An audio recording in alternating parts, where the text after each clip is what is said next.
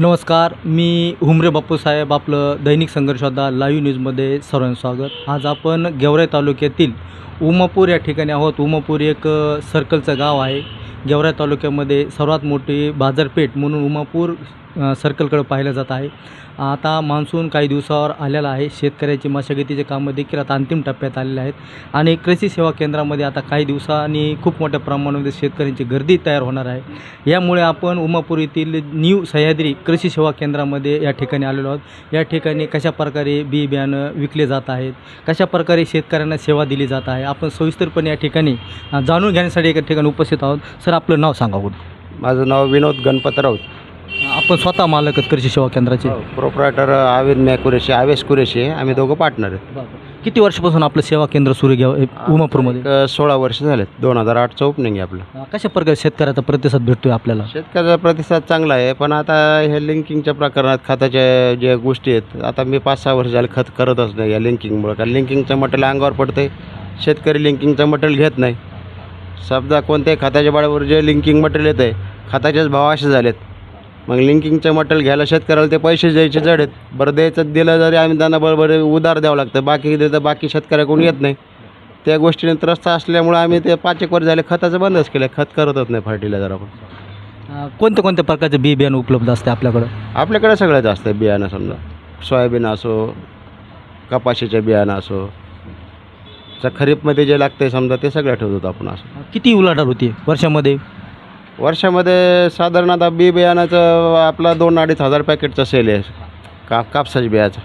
आणि सोयाबीनचं समजा आपल्याकडे क्षेत्र कमी असल्यामुळे तरी 100-150 बॅग सोयाबीन विकतं आपल्याकडे.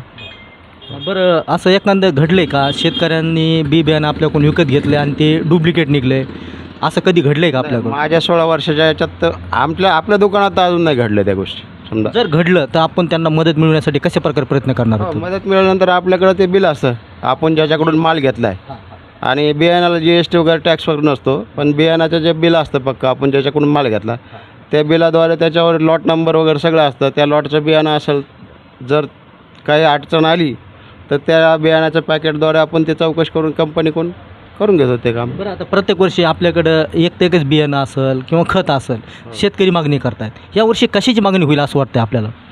नाही, आता सध्या 2-3 वर्षापासून पावसाचं असं झालं आहे, निसर्ग साथ देत नाही. कोणती व्हरायटी चांगली आहे, कोणती काय, आज लोक बी कन्फ्यूज आहे की कोणती व्हरायटी मागायला सांगता येत नाही. आज समजा जसं सुरुवातीला आम्ही ज्यावेळेस 2008ला ज्यावेळेस दुकान टाकलं त्यावेळेस राशी, मायकोचं कणक समजा किंवा निजुडूचे मल्लिका ह्या गोष्टी त्यावेळेस क्रेज होता. नंतर जादू आली, नंतर शालीमार आली, नंतर विठ्ठल आली. पण आता असं काही राहिलं नाही. समजा 1-2-3 वर्ष अगोदर कबड्डी वगैरे चाललं होतं, पण आता त्याचंही असं काय इतकं काय नाही. तसं शेतकऱ्यांच्या बी तक्रारी असतात की जे आम्हाला हवे ते कृषी सेवा केंद्रावाले उपलब्ध करू देत नाहीत, अशा काही तक्रारी आहेत. याविषयी आपलं काय मत आहे? नाही, शेतकऱ्याची तक्रार व्यवस्थित आहे, पण काही ज्या गोष्टी लिंकिंगला आता काही कंपन्याचं समजा एखाद्या व्हरायटी 70-67 US ची चालू लागली, मग 70-67 बरोबर जी न चालणारी जी व्हरायटी आहे त्यांचे 2-3 व्हरायटी असतात. त्या व्हरायटीसोबत ती व्हरायटी लिंकिंग दिल्यानंतर मग त्याच्यात ते ऑनमध्ये होतं ना ते बाकीचं 70-67. मग 70-67 याला शेतकरी 10 पॅकेट मागायला लागला. मग त्याच्याबरोबर दुसरे 10 आलेले आहेत ते US कंपनीचे. मग ते दुसरे 10 पॅकेट कोणाला द्यायचे आम्ही? ते अंगावर पडतात आमच्या. बरं, आता आपण खत विक्री करत नाहीत, यामागचं काय कारण असावं? खत विक्रीचं फक्त लिंकिंगचं जे मटेरियल येतं आहे आणि शेतकरी लिंकिंग मटेरियल घेत नाही आणि लिंकिंग मटेरियल आमच्या गोडाऊनला पडून राहतं किंवा आणि ते जे गोडाऊनचे भाडे हे ते भाडण्यापेक्षा त्यापेक्षा नाही केलेलं बरं. लोकही नाराज होतात. बाबा समजा एखादा 10 बॅग युरिया मागायला आला, मी 10 बॅग त्याला युरिया देऊ शकत नसेल, मग नाराजी करण्यापेक्षा न केलेलं बरं. काय शेवटी काय आव्हान करताल शेतकऱ्यांना? आता शेतकऱ्याला आव्हान असंच करता येईल की बाबा तुम्ही आता युरिया बॅग टू बॅग मागतायत, तसा आग्रह न धरता दुकानदाराच्याही समजा काय ते तुम्ही आता प्रत्येक दुकानात ग्रामीण भागात असल्यामुळं सगळ्याचे एकमेकाचे घरचे संबंध असतात. एकमेकाचं काय ते एकमेकाला समजत आहे काय तर आमची अवस्था काय त्यांना कळतं आहे. गोडाऊन सगळे ओपन असतात, येताना माल किती येतो आहे, त्याच्याबरोबर आलेलं मटेरियल तेही दिसतं आहे त्यांना पडलेलं. मग त्यांनी समजा थोडंसं दुकानदाराच्या विचाराने थोडं चालावं आणि जास्त युरिया मागण्याचा प्रकार करू नये. धन्यवाद. तर आपण पाहिलं आहे हे न्यू सह्याद्री कृषी सेवा केंद्राचे मालक आहेत, पार्टनरशिपमध्ये आहे. त्यांचं म्हणणं असं आहे की शेतकऱ्यांनीसुद्धा एकाच व्हरायटीची मागणी करू नये. कंपनी ही जवळपास सगळं शेतकऱ्यांच्या फायद्यासाठीच असतात. बी बियाणं असेल, खत असेल, पण मात्र आपल्याकडं शेतकरी एक ते एकच बियाणे मागतात, एक ते एकच खत मागत असल्यामुळं कृषी सेवा केंद्राच्या देखील या ठिकाणी मोठ्या प्रमाणात अडचणी निर्माण होत आहेत.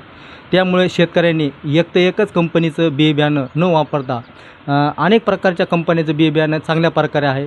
जर त्याच्यामध्ये काही बोगसगिरी जर आढळली, शेतकऱ्यात जर काही मोठ्या प्रमाणात नुकसान झालं, जर शेतकऱ्याकडे जर GSTचं बिल असेल, ओरिजिनल बिल असेल, तर ते स्वतः कंपनीकडे तक्रार करू शकतात. शेतकऱ्याला न्याय मिळवून देण्यासाठी तो प्रयत्न करणार आहेत. यामुळे शेतकऱ्यांनी देखील कृषी सेवा केंद्राच्या मालकावर खरेदी विक्रीच्या संदर्भामध्ये विश्वास ठेवला पाहिजे आणि एक ते एकच आग्रह न धरता अनेक प्रकारच्या या ठिकाणी कंपन्या आहेत, बी बियाण्याच्या आहेत, खताच्या आहेत. त्याच्यामुळे शेतकऱ्यांनी देखील कृषी सेवा केंद्राचं ऐकावं आणि चांगल्या प्रकारे या ठिकाणी बी बियाणं उपलब्ध आहे. न्यू सह्याद्री कृषी सेवा केंद्र गेल्या 15-16 वर्षापासून सुरू आहे. शेतकऱ्यांना चांगल्या प्रकारे सेवा दिलेली आहे. आपण आत्ताच पाहिलं आहे, फक्त शेतकरी खतामुळे यांच्याकडे नाराज होत असल्यामुळे शेतकरी त्यांनी सध्या तरी खत विक्रीसाठी उपलब्ध केलेलं नाही. कारण असं आहे की शेतकरी युरिया हा खताचीच मागणी करत असल्यामुळे ते युरिया खताची पूर्तता करू शकत नाहीत एकाच कंपनीचं. यामुळे त्यांनी सध्या तरी खत शेतकऱ्यांसाठी उपलब्ध केलेलं नाही. मी मुख्य संपादक हुंबरे बापूसाहेब, आमचे कॅमेरामॅन कार्यकारी संपादक सुरेश आप्पा आहे. धन्यवाद.